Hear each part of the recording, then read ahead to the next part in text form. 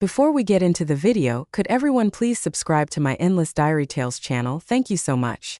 My parents kicked me out at 16 to give my room to my pregnant twin. Now they want to move in with me. I always knew I was unwanted. And I'm not saying that in the whole, I was an accident way. I mean, my parents actually said they wished they only had one kid, my twin sister.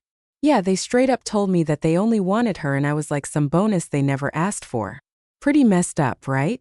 So growing up, it was like I was living in someone else's family. My sister, let's call her Sarah, was the star of the show. She was everything they ever wanted and they made sure she knew it too. She had her own room decorated all nice with pink curtains, a Disney bedspread, and shelves full of every toy you could imagine. She was like the little princess of the house, while I was basically the extra in the background.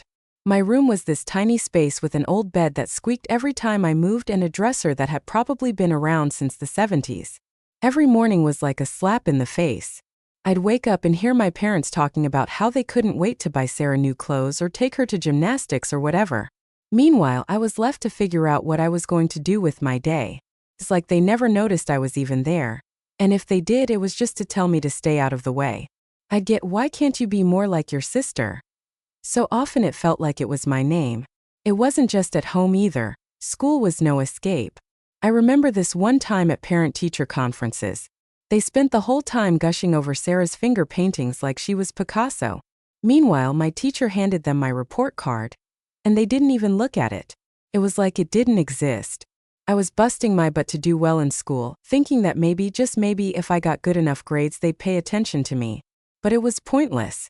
Sarah was the golden child and I was just there. I mean, she got everything, the nice clothes, the attention, even first dibs on food at dinner.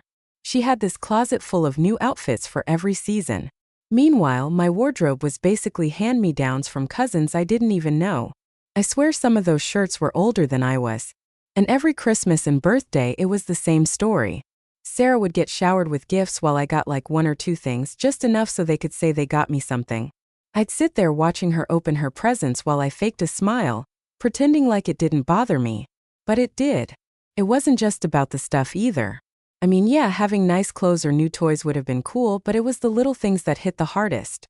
Sarah's toys were like sacred relics. If I so much as touched one of her dolls, she'd scream, and my parents would come running.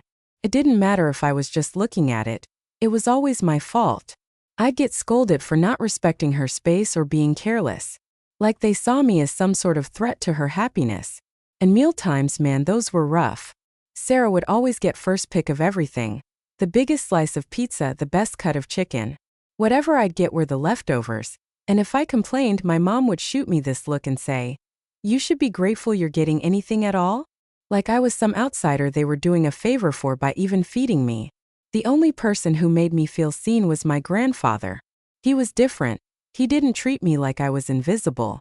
I'd go over to his place on weekends, and he'd take me fishing or just sit on the porch and tell me stories about his own childhood. He made me feel like I was worth something, you know? Like I wasn't just the unwanted twin. For those few hours each week, I felt like a normal kid, not some tag-along nobody wanted. But then he got sick, cancer, and even then it was like my parents tried to shut me out of it.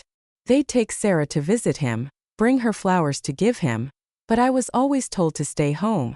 They said it was because they needed me to help out around the house, which was BS. It was just another reminder that in their eyes I didn't belong. I'd sneak out and visit him on my own. We'd talk and he'd try to cheer me up, telling me how strong I was and how proud he was of me for sticking it out. But I could tell he was worried. When he passed away, it was like the one good thing in my life got ripped away. I remember my parents didn't even ask if I was okay. They were too busy making sure Sarah was dealing with it all right. Like she was the only one who'd lost someone. At the funeral, they had her standing at the front with them while I was shoved to the back, almost like they were embarrassed to be seen with me. I felt more alone than I ever had before. After my grandfather's death, things got even worse. All the little bits of attention I used to get, like the occasional, "ain't good job," if I did something around the house, disappeared completely. It was like I was fading away, becoming this ghost in my own home. I'd sit at the dinner table, and my parents would talk to Sarah like I wasn't even there. Family photos? Let's just say there's a great collection of my elbow or the back of my head. I'm pretty sure if someone looked through our family album, they wouldn't even know I existed. The resentment started to eat away at me. I tried to stand up for myself sometimes, like when my sister got another new dress, and I'd ask why I never got anything new.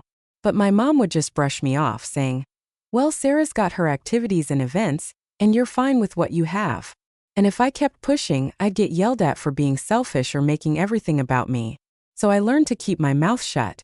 I became really good at blending in, staying out of sight so I wouldn't have to hear those words again. But even when I tried to disappear, it didn't stop the comments. My dad especially had this way of looking at me like I was a problem that needed fixing.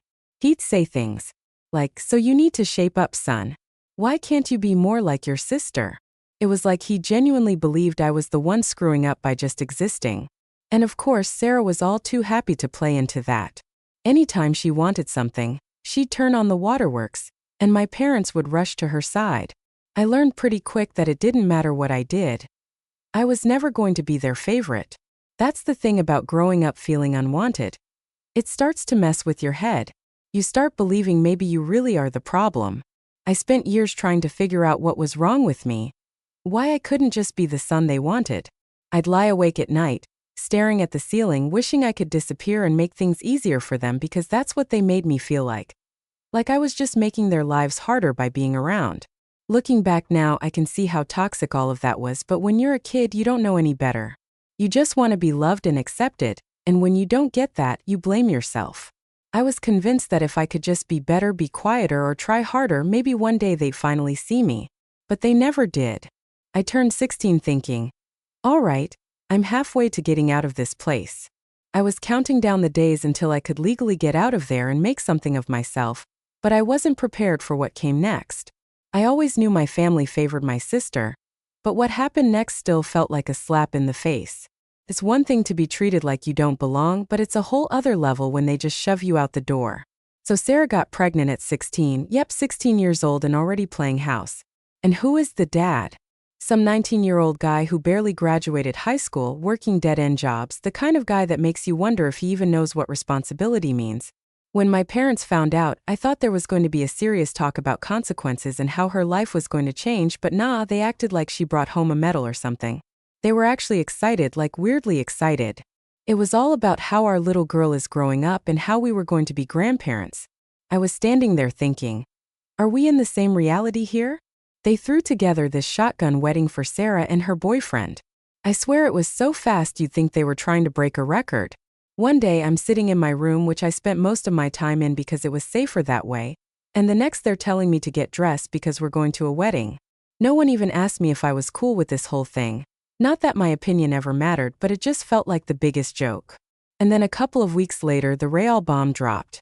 My mom calls me downstairs, and she's got this smile on her face that I've learned over the years to hate. It's the same one she uses when she's about to say something she knows I'm not going to like. She starts talking about how with Sarah's new baby coming, they're going to need more space. I'm sitting there thinking, Tino, why are you telling me this? And that's when she drops it. I need your room for the baby. I was stunned. My room, the one place that was actually mine, even if it was the smallest, crappiest room in the house. The only space where I could pretend for 5 minutes that everything was fine. I tried to argue like, what am I supposed to do then? And my mom just shrugs and says, when you're old enough to figure it out. She actually told me I should be grateful they let me stay there as long as they did. I was 16. How was I supposed to figure it out on my own? I didn't have anywhere to go, and they knew it, but they didn't care. They just needed to make room for the precious grandchild, and I was the easiest one to get rid of. I remember my dad just standing there with his arms crossed, backing up my mom like he always did. He goes, look, you're a young man now. It's time you start taking responsibility for yourself. As if it was totally normal to kick your teenage kid out because your golden child decided to play grown up. So that night I packed my stuff, well, what little I had. It wasn't much. A couple of bags of clothes, some books, and a few things my grandfather gave me before he passed. I remember looking around my room one last time, thinking about how it wasn't much, but at least it was mine. Now it was going to be a nursery for my sister's kid, and I was out on the street. I tried asking them where I was supposed to go, but they just shrugged it off. But we're sure you'll figure something out, my dad said, and my mom added, oh, we're doing this for your sister. She needs us right now. I wanted to scream. What about me? When have you ever needed me? But I knew it wouldn't change anything. They'd already made up their minds, and I was just an inconvenience standing in the way of their happy family fantasy. So I did the only thing I could think of. I grabbed an old tent from the garage and set it up in the backyard. It wasn't much, but it was all I had. The nights were cold and the ground was hard, but at least I was close enough to the house to hear them. Not that it made me feel any better. I could hear them having dinner, laughing, planning for the baby. It was like I was some stray dog they'd put outside, close enough to keep an eye on but far enough not to be a bother. Winter hit, and that's when things got really bad. I tried to bundle up with everything I had, but it still felt like the cold seeped into my bones. I used a flashlight to do my homework because, believe it or not, I was still trying to keep up with school.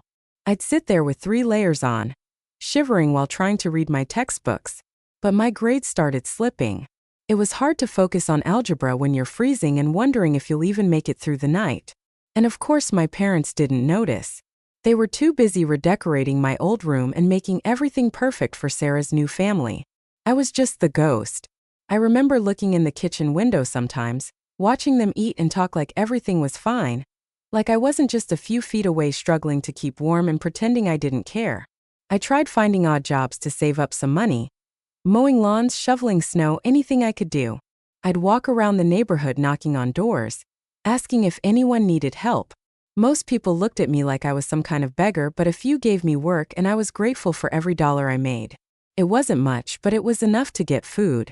I'd sneak back to my tent with a sandwich or some leftovers, pretending like I was camping out by choice. The worst part was knowing that if my grandfather were still alive, he wouldn't have let this happen. He would have taken me in, no questions asked. But without him, I was alone. I thought about going to a friend's house, but I knew my parents had already spun their version of events to everyone in our small town. I was the troublemaker who couldn't live under their rules. They made it sound like it was my choice to live outside. It was all about making sure their perfect little family image stayed intact. One night, while I was lying in the tent listening to the wind whip around outside, I realized I couldn't keep doing this. I had to figure something out because they sure weren't coming to help me. That's when it hit me, they never cared. They'd pushed me out without a second thought. I was nothing to them, just some extra baggage they didn't want to deal with. So I made a decision. I was done trying to win their approval. I was done being the kid they ignored and blamed for everything. If they didn't want me, fine. I was going to figure things out on my own. I didn't know how yet, but I knew one thing for sure. I wasn't going to stay in that backyard forever hoping they'd let me back in. I was going to find a way out, and I was going to make it with or without them. Living in that tent was a constant reminder of how alone I was, and honestly I was getting desperate. Winter was rough, and the nights felt like they lasted forever. I knew I had to do something. I'd been saving up what little money I could scrape together doing odd jobs around the neighborhood, but it wasn't enough to make any real difference. I'd go to sleep with my hands aching from the cold and my stomach growling, thinking, this can't be my life forever. One day after school, I was still trying to go even though my grades were tanking. I found myself standing outside a local bakery. I used to walk past it all the time, smelling the fresh bread and pastries. That day, I was hungrier than usual. I must have looked like a mess standing there staring at the display window because the owner, this old guy named Frank, came out and asked me if I needed something. I didn't really know what to say, so I just kind of shrugged it off, trying to play it cool. But Frank wasn't buying it. He saw right through me. He had a gruff voice and a look that said he'd seen his fair share of tough times. He asked, "Are you looking for work, kid?" I didn't even think twice before nodding. I figured it was my shot. He said he needed someone to sweep the floors, help with deliveries, and clean up the place. Nothing fancy, but he'd pay me cash and throw in some day-old bread. It felt like I'd hit the jackpot. I wasn't going to sleep in that tent with an empty stomach anymore. The first day on the job was rough. The bakery opened early, and when I say early, I mean before the sun even thought about coming up. I was up at 4 a.m., making my way there while the world was still dark. But the moment I walked through those doors, the warmth hit me and I was like, yeah, I can do this. Frank showed me around, pointing out what needed to be done, and gave me the rundown of his no-slacking policy. The work was hard, and my back ached from mopping floors and lifting heavy bags of flour, but I didn't care. I had a place to be, and it felt good to be doing something useful. Frank wasn't the warm and fuzzy type, but over time we started talking. He'd tell me stories about how he'd opened the bakery years ago, right after his own dad kicked him out for being a screw-up. He'd managed to build it up from nothing, and I think he saw a little bit of himself in me. He started giving me advice like how to budget my money, and even offered to teach me how to make some of the simpler pastries. It was weird, but for the first time in a long time, I felt like someone actually cared about what happened to me. After a few weeks of working there, Frank told me he had a small room above the bakery that no one was using. It was basically a storage space, but he said I could crash there if I wanted. It was a step up from the tent, and I was beyond grateful.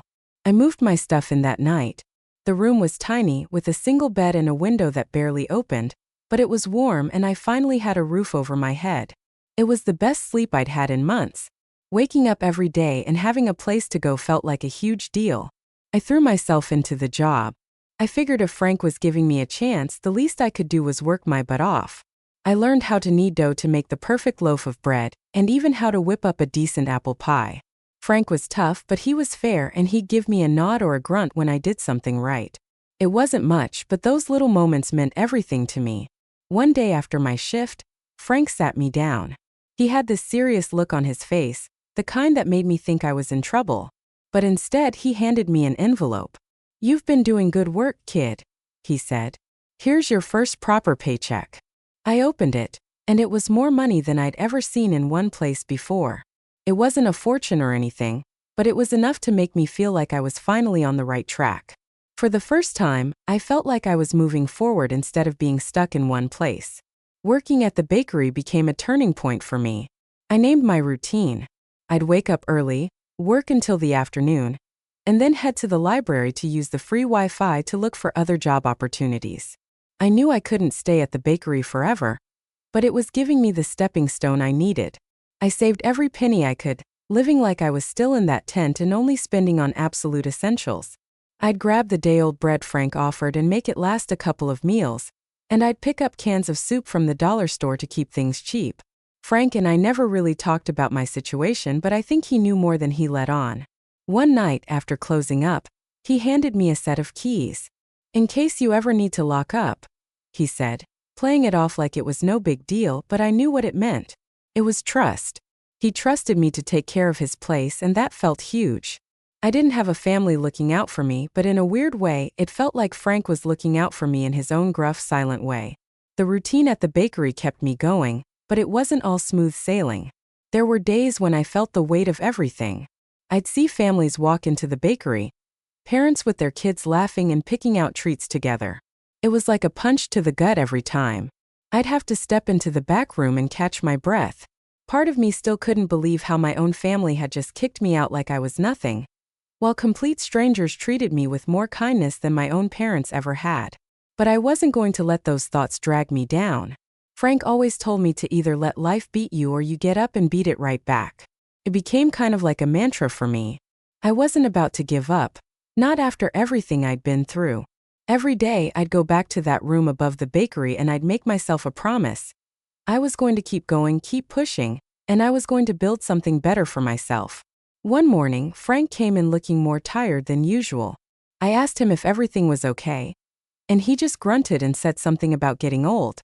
But he gave me this look that felt almost like a warning, like he was trying to tell me not to get too comfortable. I didn't think much of it at the time. I just figured he was having a rough day. But those words stuck with me. I knew he was right. I couldn't stay at the bakery forever.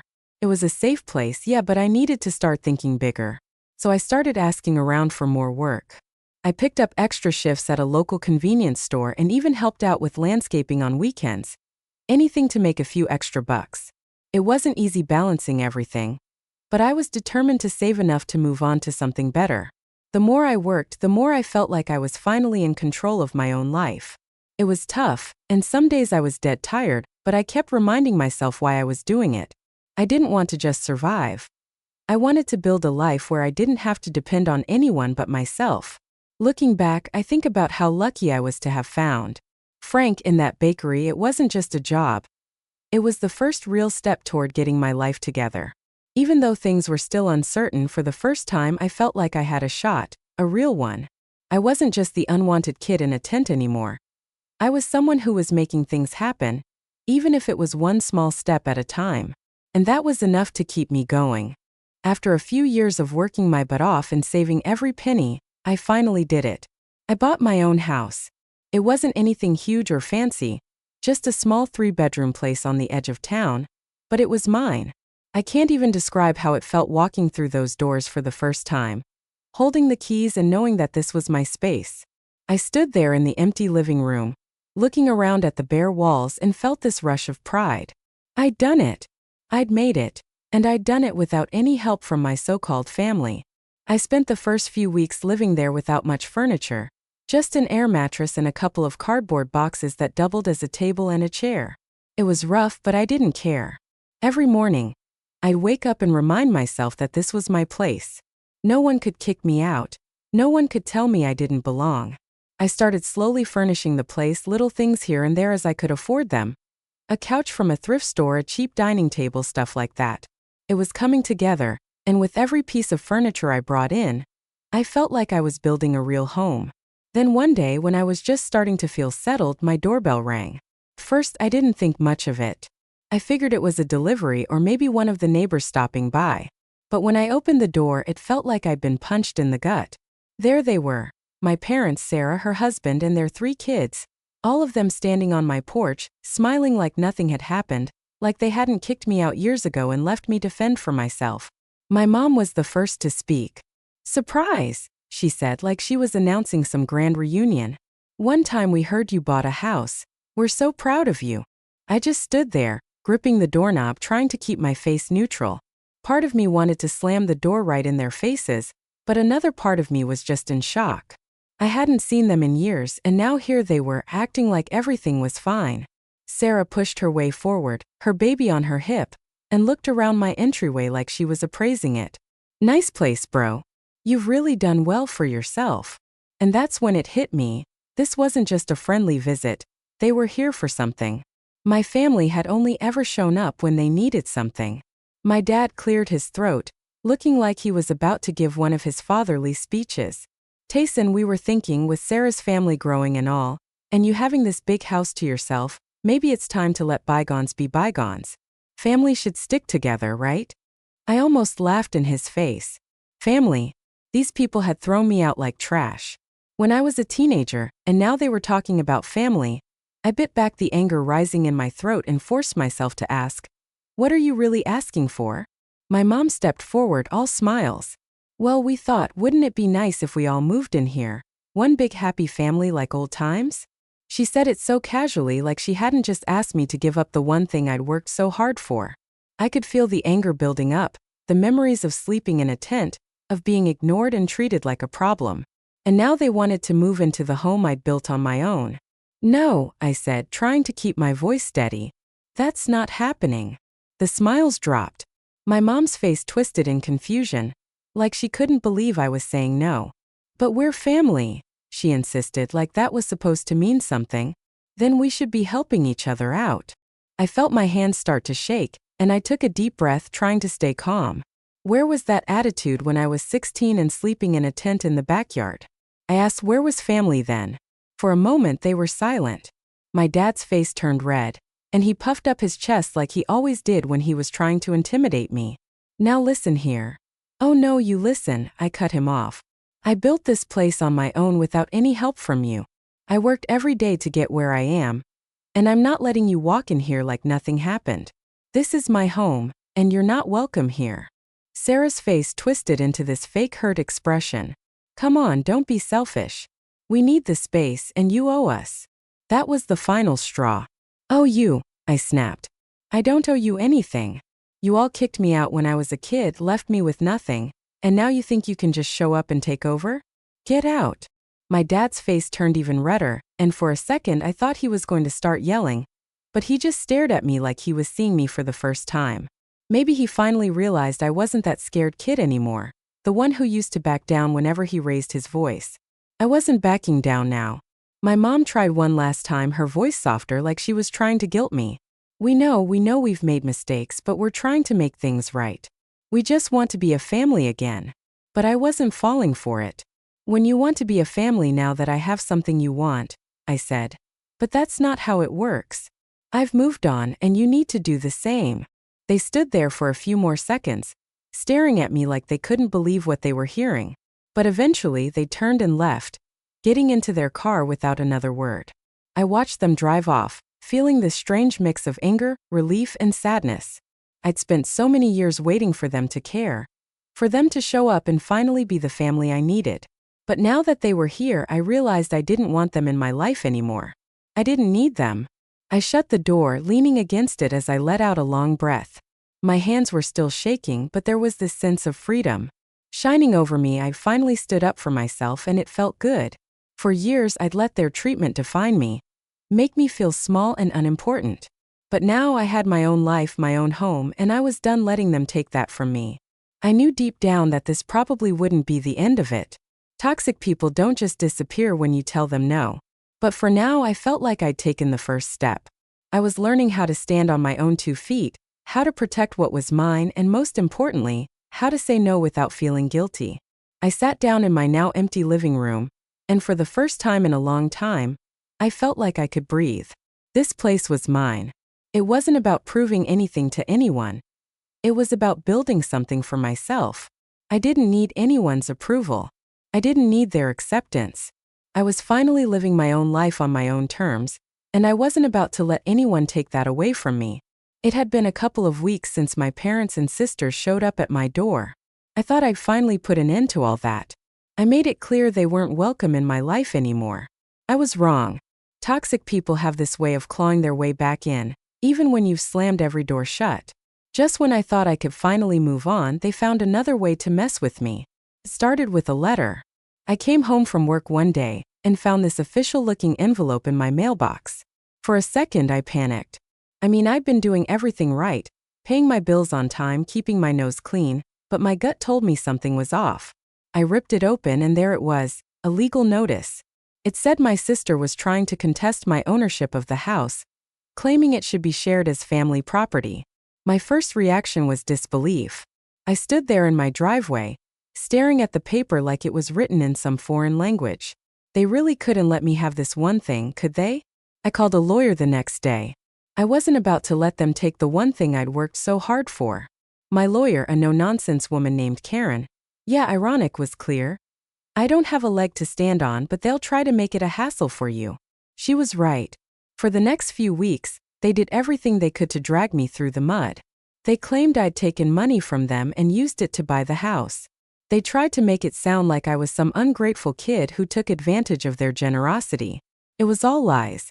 I knew it, and they knew it, but that didn't stop them from trying to make me out as the bad guy. I started getting calls from people I hadn't heard from in years, old family friends, cousins, people who didn't know anything about what I'd gone through. "Why are you doing this?" they'd ask. "Why can't you just let your family in?" It was frustrating. No one cared to ask what really happened. They just heard my parents' side of the story and assumed I was the villain. I felt like I was back to being that kid they pushed aside, the one who was always wrong no matter what. But I wasn't. I wasn't that kid anymore. I wasn't going to let them mess with my life, so I pushed back. I gathered every receipt, every document showing that I'd saved my own money, worked my own jobs, and built my life without them. Then I decided to take it a step further. I wanted to know exactly how they thought they had any right to my house, so I asked my lawyer to dig into the family's financial records. A few weeks later, she called me into her office. I thought it was just going to be a regular update, but when I walked in, she had this look on her face like she'd found something big. She handed me a stack of papers and said, "You need to see this." I could tell it wasn't going to be good. What I found out changed everything. It turns out my parents had been hiding a lot from me. Remember my grandfather, the only person in my life who ever really showed me love? Well, when he passed, he'd left me an inheritance, a pretty big one, actually. The money was supposed to go to me when I turned 18, but my parents had managed to get control of it through some loophole. They'd been using that money for years, paying off their own debts, funding my sister's wedding, her husband's failed business, and even part of the down payment for their new house. And they never said a word. I sat there reading through the documents, feeling my hands shake. I wasn't sure if it was anger, betrayal, or both. They'd let me live in a tent while they spent the money that was supposed to be mine. All those nights I spent wondering why I was never good enough, why they never cared. And it was because I was just a source of cash to them. I was furious. All this time I'd been struggling, working my hands to the bone, and they were living comfortably off what was rightfully mine. I felt stupid for not knowing sooner, for not questioning why they seemed to live beyond their means when I was younger. But mostly I felt angry at myself for hoping they might actually care and angry at them for using me. I knew right then that I couldn't let it go. They wanted to take my house, the one thing I'd built for myself. Well, I was going to take back everything they stole from me. My lawyer agreed we had a solid case. She said we could sue them for fraud and theft. It wouldn't be easy, but we had the evidence, and she was confident we could win. I was ready to do whatever it took. It wasn't about the money anymore. It was about justice, about standing up for myself and proving that I wasn't just the useless son they could toss aside when it suited them. When my parents got served with the papers, I'm pretty sure they didn't see it coming. My phone blew up with calls from my mom, my dad, even my sister. All of them leaving voicemail saying they just wanted to talk. Yeah, right. They wanted to talk now that they were finally facing consequences. I didn't respond. I was done playing their games. The next few months were a whirlwind of legal meetings and court dates. They tried everything to make me look like the bad guy, painting me as some a grateful child who just wanted to hurt his own family, but the evidence spoke for itself. Every time they tried to pull some sob story, my lawyer would pull out another document showing how they'd siphoned off money that was meant for me. It was brutal watching them squirm, but it was also the first time I felt like I had power. I wasn't that scared, helpless kid anymore. I was fighting back. When the verdict finally came, it was like a weight lifted off my shoulders. The judge ruled in my favor. They had to pay me back everything they took, plus damages. The look on their faces when the judgment was read was something I'll never forget. For the first time, they couldn't talk their way out of it. They couldn't twist the narrative. They were caught and they knew it. Leaving the courthouse that day, I felt a sense of closure I hadn't felt in years. It wasn't about getting the money back. It was about knowing that I wasn't the worthless son they made me out to be. I'd proven that I could stand up for myself, and for the first time I felt free from their control. Since then they've tried to reach out a few more times. They've tried apologizing, saying they want to make amends, but I know better now. Apologies mean nothing when they only come after you've been forced to face the consequences of your actions. I blocked their numbers and made it clear that they're not a part of my life anymore. Now I'm focusing on moving forward. I've got my house, my job, and my own life that I built from scratch. I know there's a long road ahead, but I'm ready for it. I've learned that sometimes the best thing you can do is walk away from the people who hurt you, even if they're family. Because in the end, family isn't about blood. It's about who shows up for you, who supports you, and who doesn't treat you like an afterthought. I'm not sure what the future holds, but I know one thing for sure. I'm not letting anyone take away what I've earned. Not anymore.